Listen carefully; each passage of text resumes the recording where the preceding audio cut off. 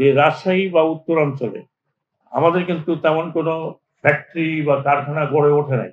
যত ফ্যাক্টরি কারখানা সব ঢাকা অঞ্চলে আর চিটাগং অথবা নারায়ণগঞ্জ। তাহলে যে রাজশাহীতে যে কর্মজীবী মানুষগুলো আছে তাদেরকে এখান থেকে চাকরির খোঁজে যেতে হয়, হয় গাজীপুর, না হয় আপনার নারায়ণগঞ্জ, না হয় চিটাগং। রাজশাহীতে প্রচুর কর্মক্ষম লোক আছে, ভেরি হার্ড ওয়ার্কিং। সরকারের অনেকগুলো মিল ছিল, অনেকগুলো মিল তৈরিও হয়েছিল 75 এর পরে বা 75 এর আগে, কিন্তু গভর্নমেন্ট কখনো ব্যবসা করতে পারে না, ফ্যাক্ট।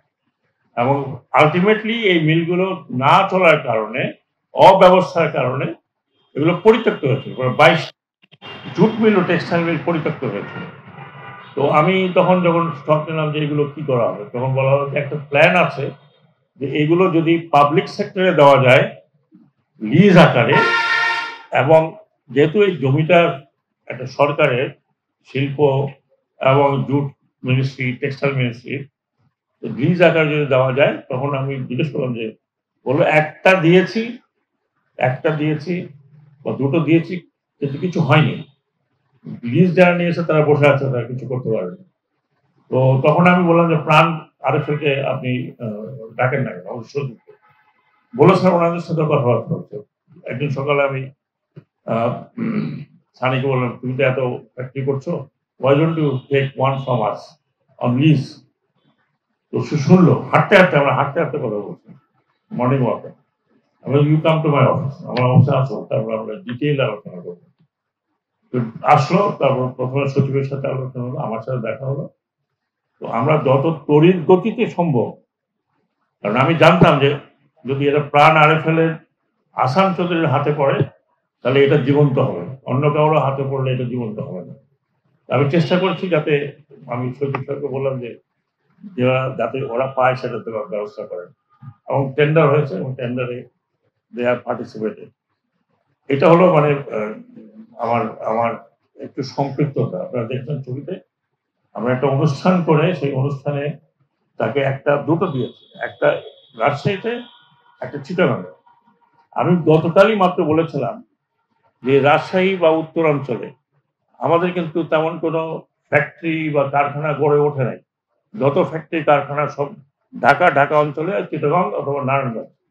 তাহলে যে রাজশাহীতে যে কর্মজীবী মানুষগুলো আছে তাদেরকে এখান থেকে চাকরির খোঁজে যেতে হয়, হয় গাজীপুর, না হয় আপনার নারায়ণগঞ্জ, না হয় চিটাগং। রাজশাহীতে প্রচুর কর্মক্ষম লোক আছে, ভেরি হার্ড ওয়ার্কিং।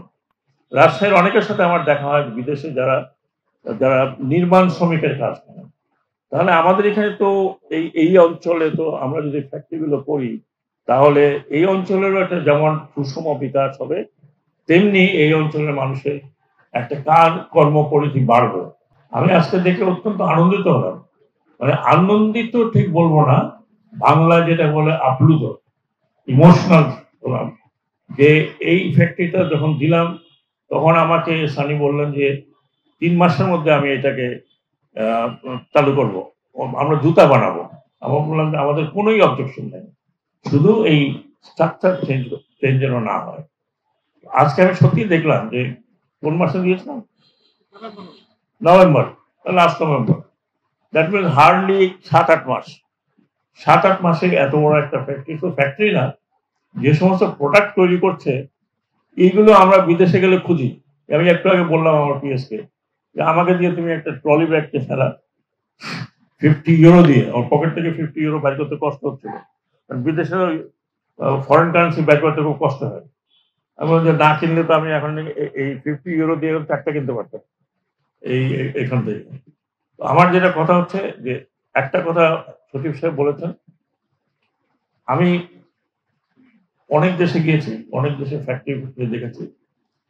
আপনাদের কাছে আমার একটা অনুরোধ যে এটা আপনাদের খাওয়াচ্ছে, যতটুকু হোক খাওয়াচ্ছে, পড়াচ্ছে। যে মেয়েটি বললো যে আমার এখন কোনো কষ্ট নাই, কারণ আমার বাচ্চাটা এখন স্কুলে যাবে। এবং আমি জানি প্রাণ আরএফএল আমি 1 বছর ছিলাম, আমি কখনো কোনো শ্রমিকের কোনো অভিযোগ শুনি না যে সে অভিযোগ করছে তার বেতন ঠিক মতো পায় নাই বা তার অন্যান্য সুবিধাদি পায়নি। আমি সেটাই বিশ্বাস করি যে আপনাদের লুক আফটার করবে এই এই এই ফ্যাক্টরি, যদি আপনারা এই ফ্যাক্টরিকে লুক আফটার করেন।